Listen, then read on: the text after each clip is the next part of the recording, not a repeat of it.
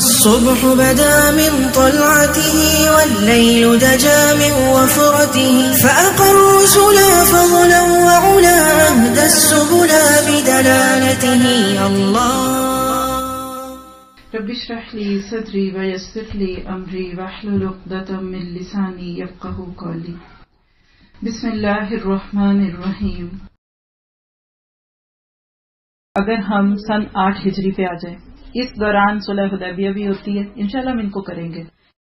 حیرت کی بات ہے اسباب ہی کوئی نہیں تھے، کوئی کہانی نہیں تھی.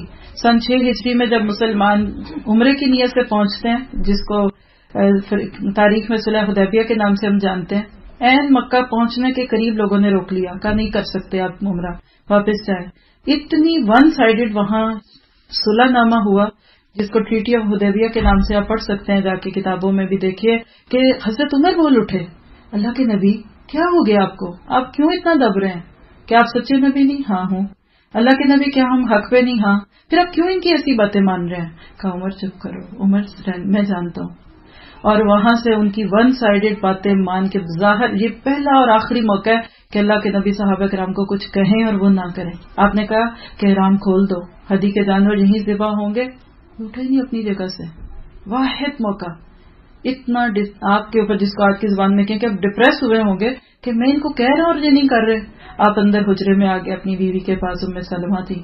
پھر اچھی بیویاں ایسے وقتوں میں شوہروں کی مدد کرتی ہیں. انہیں کہا نہیں آپ غم نہ کریں، اصل میں صحابہ کرام غم کا شکار ہے. آپ سوچیں نا، ہم یہاں سے ناروے سے پلین میں جائیں یا جدہ، اور جدہ ایئرپورٹ سے واپس کر دیے جائیں، کیا دل کو لگے گا؟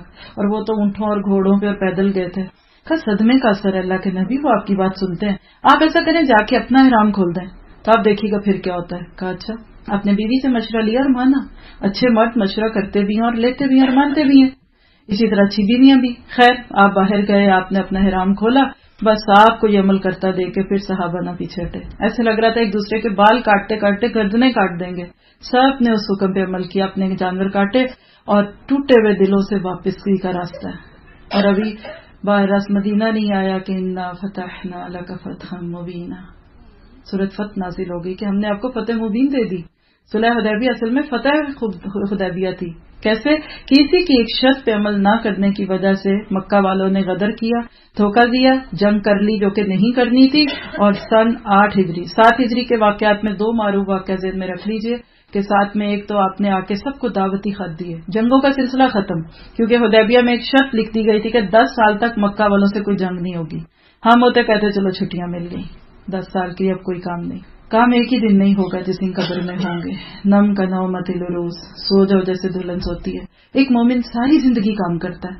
جنگوں سے ذرا سی جان تھوڑی ہلکی ہوئی تو کہا دعوت دیتے ہیں، بڑے بڑے بادشاہوں کو خط بھیجے. یہ ایسے ہی جیسے آج کے امریکہ کے صدر کو بھیجے، کوئی چائنا کے، کوئی جاپان کے. اور آج یاد رکھیے جو لیڈرشپ کے لیول پہ آ رہے ہیں ان کا یہ فرض بنتا ہے کہ وہ اپنا پیغام پہنچائیں، لیکن شرط یہ ہے کہ وہ کون سا اس طریقے سے ان کو کریں کہ جس کی وجہ سے حقیقت میں ان کو پتا چل جائے کہ اسلام کیا ہوتا ہے. اتنے لوگوں تک اسلام کا پیغام گیا. آپ نے ایران کے بادشاہ کو، مصر کے، یمامہ کے، دمشق کے، عمان کے، اسی طرح کے شاہ حبشہ کو خط بھیجا. کسی نے دعوت مانی، کسی نے نہ مانی.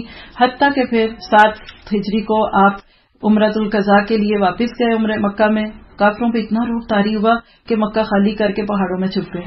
3 دن تک آپ بڑے سکون سے عمرہ کر کے آئے. حالانکہ موقع تھا کہ آپ اس وقت گن پوائنٹ پہ مکہ پہ ہم قبضہ کر لیتے. کہا نہیں، ہم وعدہ نہیں توڑیں گے اپنا. واپس آئے. اس کے صرف 1 سال کے بعد سن 8 ہجری کو آپ کو خبر ملی کہ مکہ والوں نے اپنا معاہدہ توڑ دیا ہے. اور اللہ کے نبی صلی اللہ علیہ وسلم نے خاموشی سے اللہ سے دعا کی، اللہ میرا یہ سفر دوسروں تک نہ کھلے جب تک کہ میں وہاں نہ پہنچ جاؤں. اور آپ نے بغیر ایک خون بہائے، کوئی ایک تیر توڑے، مکہ کو فتح کیا. اتنا اس میں خوف اور ہراس ہو سکتا تھا، لیکن آپ کی لیڈرشپ. اچھے لیڈر جو ہوتے ہیں نا وہ بڑے بڑے مراحل کو طے کر لیتے ہیں، کچھ مسئلہ نہیں ہوتا. اور اس طرح سن 8 ہجری میں مکہ فتح ہوتا ہے. اللہ کے نبی پہلی دفعہ مکہ میں جا کے حرم میں اپنے ہاتھ سے بت توڑتے ہیں. یہاں ایک بڑا شعوری جملہ بولوں گی اور میں چاہوں گی کہ آپ بھی اس کو لیں تاکہ ہمیں بھی اسلام کی دعوت دینی ہے. 13 سال مکہ میں آپ رہے، اسلام آ چکا تھا نا.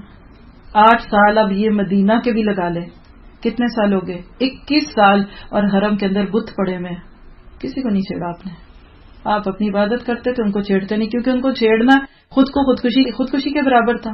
تیاری نہیں تھی، ابھی آپ کی کوئی اسٹیٹس نہیں ہے، اور دوسروں کے ملک میں جا کے آپ ان کی چیزیں توڑیں، آپ کو کہتا کون ہے آپ وہاں رہیں، چلے جائیے آپ وہاں سے، قانون ماننا پڑے گا۔ ہوتا کیا کہ اللہ کے نبی نے اس موقع پہ پھر جا کے کعبہ کو پاک کیا، اور اس وقت پھر اب ایک بہت بڑا کوسچن تھا مدینہ والوں کے سامنے، اور ان کے دل دھک دھک کر رہے تھے۔ اتنے ان کے پیارے واقعات ہیں کہ دل رو پڑتا ہے ان کی باتیں سن کے۔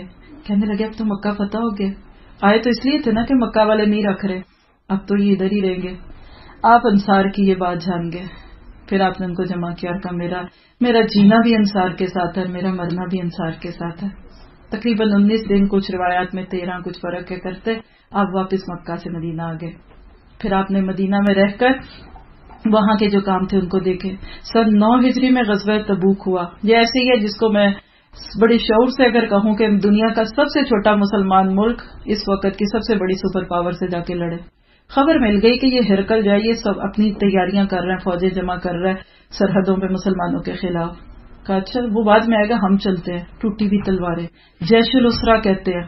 18 لوگوں کے حصے میں ایک اونٹ آیا، 17 لوگ واک کر رہے ہیں، ٹرن کا ویٹ کر رہے ہیں، اور 18واں بندہ اترتا ہے تو پھر 17ویں کو موقع ملتا ہے۔ اس طرح وہ گئے، پاؤں پہ چیتھڑے باندھے، خون نکلنے لگا۔ ایک کھجور ملتی تھی ایک صحابی کو ایک دن میں، اور اس کے بعد وہ کھاتے ہوئے پگھل پگھل کے چوس لیتے تھے تو پھر دوسری کھجور ملتی تھی۔ بعد میں لوگوں نے کہا کہ کیسے یہ کیوں کھجور آپ نے کھائی، ایک کھجور سے بنتا کیا تھا؟ کہا یہ اس دن پتا چلا جب وہ بھی نہ رہی، اونٹوں کو پھر اخیر کاٹنا پڑا، ان کے جو اوجڑی کا پانی ہے وہ تک پیا۔ یہ اسلام ایسے حلوہ پلاؤ زردہ کھاتے ہوئے نہیں آیا واللہ ساتھیوں، یہ بڑے لوگوں کی قربانی ہے، یہ جڑ کا سفر ہے۔ شروع کے لوگ جو قربانیاں دیتے ہیں بعد والے اس کا پھل کھاتے ہیں۔ اس طریقے سے اللہ کے نبی نے 1 مہینے کی مسافت، اور اس وقت سب پول کھل گئے۔ اللہ نے کہا دور کا سفر ہے، کوئی بھی نہیں جائے گا، اور منافق بیٹھے باتیں کر رہے تھے یہ جا رہے ہیں لڑنے رومیوں سے، دیکھیں گے کس کی مرنے کی خبر آتی ہے۔ جب مسلمان سفر کر کے گئے ان کے علاقے میں، اتنا ان پہ روب طاری ہوا، سب بکھر گئے، سامنا نہیں ہوا۔ وہاں بیٹھے 1 مہینہ آپ نے وہاں سٹے کیا، آؤ بھائی کس میں جرأت ہے، آؤ ہم سے بات کرو۔ Can you believe this? No one can do.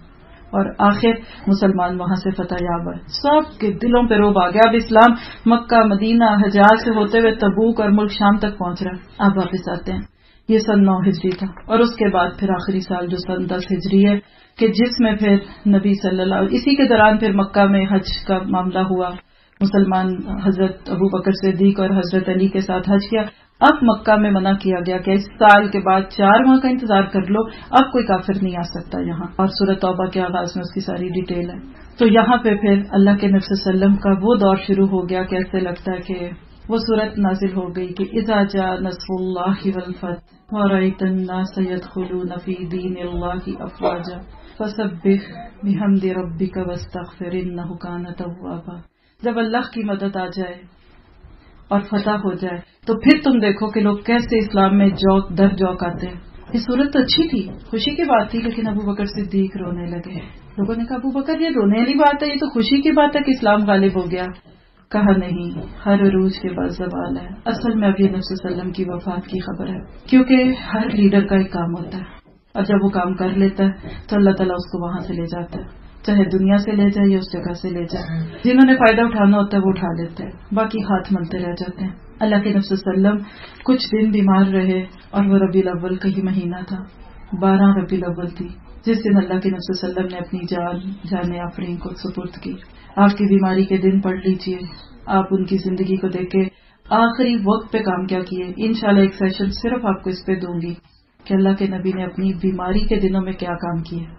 یقین کریں 15 سے 20 ٹاپک ہے، آخری دن تک بھی نمازیں پڑھاتے رہے، معاملے کرتے رہے، اپنی فکر ان کو لگی ہوئی تھی کہ یہ نہ ہو جائے وہ نہ ہو جائے، کس طریقے سے اللہ کے نبی صلی اللہ علیہ وسلم نے یہ دین ہم تک پہنچایا۔ اور آپ کی وفات کی خبر جب حضرت فاطمہ رضی اللہ تعالیٰ عنہ کو دی گئی، روئی۔ جب آپ کی قبر کھد رہی تھی اور آپ کی حضرت عائشہ رضی اللہ تعالیٰ عنہ کے حجرے میں سے قبر کھودنے کی آوازیں آ رہی تھی، تو فاطمہ کی زبان پہ اشارے تھے، کہتی ہیں کہ جبرائیل کو کون خبر دے کہ اللہ کے نبی چلے گئے؟ جبرائیل اب آپ کیسے آئیں گے؟ ایک بوڑھی عورت رو رہی ہے، اتنا رو رہی ہے کہ جا کے صحابہ نے ان کو تسلی دی کہ اللہ کے نبی انسان تھے، یہاں سے وہ اچھے حال میں ہے، دنیا میں تو اتنے ان کے سامنے چیلنجز تھے، تو کہنے لگی اس پہ تو نہیں رو رہی، رو اس پہ رہی ہو کہ وحی کا سلسلہ بند ہو گیا، اب جبرائیل نہیں آئیں گے، اب یہ قرآن نازل نہیں ہوگا، الیوم اکملت لکم دینکم واتممت علیکم نعمتی ورضیت لکم الاسلام دینا. وہ دین تو پورا ہو گیا، اب اللہ کے نبی کو جانا تھا، وہ چلے گئے. دنیا سے جو گیا وہ مرنے کے بعد قیامت سے پہلے واپس نہیں آئے گا، آپ جو مرضی جتن کر لیں. لیکن کیا جانے والا کچھ دے کے جاتا ہے؟ سوال یہ پیدا ہوتا ہے کہ اللہ کا نبی ہمیں کچھ دے کے گیا، وہ کیا تھا؟ ایک موقع پہ ایک صحابی تھے، انہوں نے لوگوں کو بازار میں بھاؤ تاؤ کرتے، چیزیں خریدتے بیچتے دیکھا تو ایک اعلان کیا، کہا لوگوں تم یہاں بیٹھے ہو، وہ فلاں مسجد میں اللہ کے نبی کا ورثہ بٹ رہا ہے. اب ورثہ پانا کس کو اچھا نہیں لگتا؟ لوگ بھاگے گئے، کیا ہو ذرا آپ کا ورثہ لیں. جا کے دیکھا اندر کوئی دولت مال چاندی سونا نہیں ہے. کیا دیکھا کہ ایک عالم ہے اور وہ درس دے رہا اور لوگ بیٹھے باتیں سن رہے. کہنے والے کو کہنے لگے یہ تم نے کیا کہا؟ کہاں ہے بھائی ورثہ بٹ رہا؟ کہا یہ بٹ رہا کیونکہ نبیوں کا ورثہ علم ہوتا ہے. تو میری عزیز بہت ہی قابل احترام ساتھیوں، ہم سب اگر اللہ کے نبی سے سچی محبت کرتے ہیں تو نمبر 1 12 مہینے والی محبت کرنی ہے، 1 مہینے والی نہیں. آپ کسی سے ایک دن محبت کر کے اس کا حق نہیں دے سکتے اگر باقی دنوں میں آپ اس کو نہیں پوچھتے. دوسری بات ہے کہ اللہ کے نبی سے کہ مشن سے پیار کرنا ہے. جس دین کو وہ پہنچاتے ہوئے اتنی تکلیفیں کھا کے گئے، ہم نے اس دین کے لیے قربانیاں دینی ہیں. آج اپنے لیے ہم یہ ڈیسیژن لیں کہ ہم کیسے اللہ کے نبی صلی اللہ علیہ وسلم کے طریقوں پہ چل سکتے ہیں. عملی چیزوں کو دیکھنے کی ضرورت ہے، بہت ضرورت ہے کہ ہم آپ کی زندگی کو دیکھیں. اب آپ دیکھیں کہ انہی سالوں میں ہم نے تو صرف آپ کا جنگی پہلو دیکھا. آپ کی 4 بیٹیاں تھیں، ان کی شادیاں بھی ہوئیں، ان کے نکاح ہوئے، ان کے بچے بھی ہوتے، حتیٰ کہ آپ کی ایک بیٹی کا بچہ فوت بھی ہوا. اللہ کے نبی صلی اللہ علیہ وسلم کی بیٹی کا بچہ بیمار تھا، میں آپ کو پیغام بھیجتی ہوں کہ ابا بچے کی طبیعت خراب ہے. آپ اس وقت اللہ کے کسی دین کے کام میں مصروف تھے. آپ نے کہا کہ میں نہیں آ سکتا، تم بچے کے لیے اس طرح علاج کرو اور دس اینڈ دیٹ.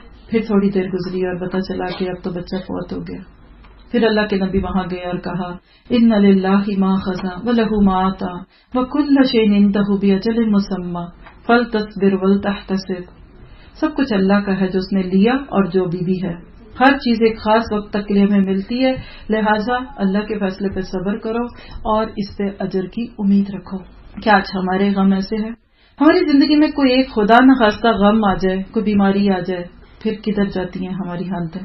آپ اپنی بیماری کے دنوں میں صحابہ کا سہارا لے کر آ رہے ہیں اور نماز پڑھ رہے ہیں اور کہہ رہے ہیں لوگوں الصلاۃ وما ملکت ایمانکم، لوگوں نماز اور اپنی عورتوں اور اپنے غلاموں کا خیال رکھنا. آخری وصیت آپ کی ہے کہ عورتوں کا خیال رکھا کرو، ان سے نرمی رکھو، غلاموں پہ زیادہ بوجھ نہ ڈالو اور نمازوں کو گارڈ کرو، اس کو دیکھو اور دس اینڈ دیٹ. اس طریقے سے اللہ کے نبی صلی اللہ علیہ وسلم نے دین پہنچایا.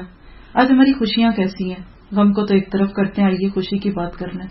صرف ایک خوشی اللہ دیتا ہے اور خوشی دینے والے کے لیے ہماری نمازیں چلی جاتی ہیں. اللہ تعالیٰ سے دعا کرتے ہیں کہ بس ہمیں وہ خوشیاں دیں جس میں اللہ تعالیٰ ہمارے لیے آسانی کرے. یہاں الحمدللہ اللہ تعالیٰ نے چاہا تو اس کی توفیق سے جہاں تک ہم پہنچے. اللہم صل علی محمد وعلی آل محمد كما صلیت علی ابراہیم وعلی